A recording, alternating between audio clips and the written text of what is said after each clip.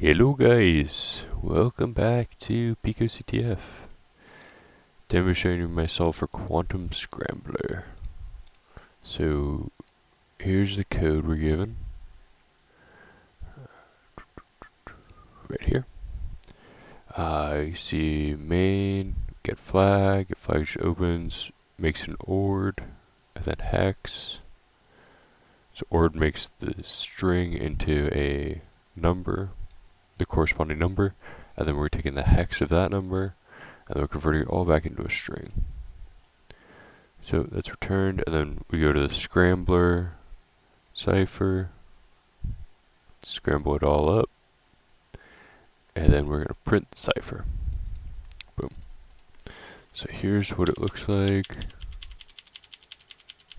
Okay, do that. 60, 69. Boom. So here is kind of how I solve this. So we're given all this, and we know in Pico CTF we are always looking for Pico CTF something brackets flag. So I went in here, turned hex to hexadecimal, and we have Pico CTF, which is 70, 69, 63, 6F. So then looking at this code, we have 70, 69, 63, blank, 6F, 43, 70, 69, so that's back here, so this was appended. So it looks like the code is just appending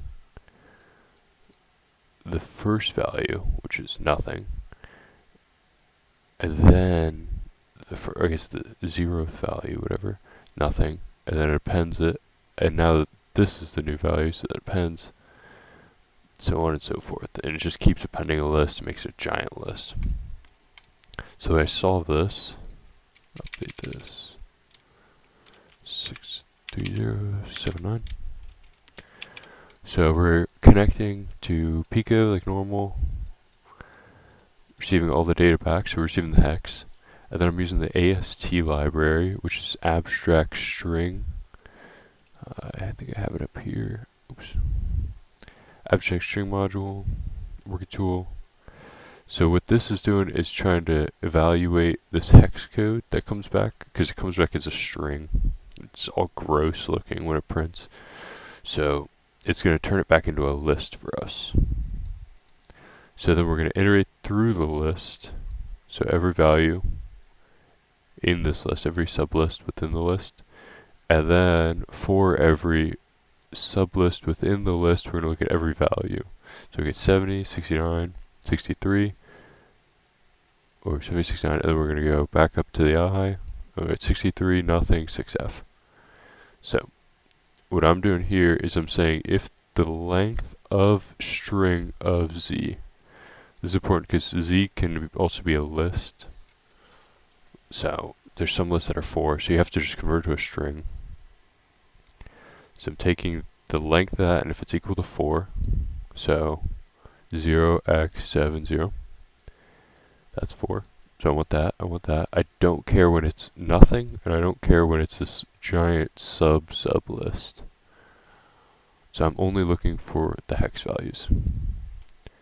So what I'm going to do is I'm going to add that to our flag, make one giant flag string of all of this, and it's going to decode it back into an integer, and then the integer is going to turn that back into a character.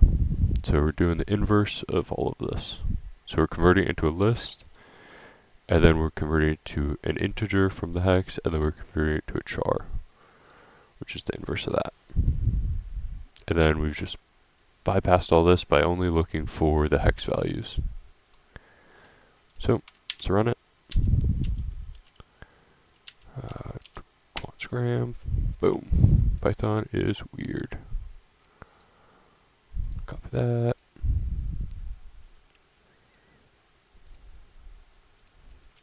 Put that in there. Split flag. Boom. Problem solved. See you guys.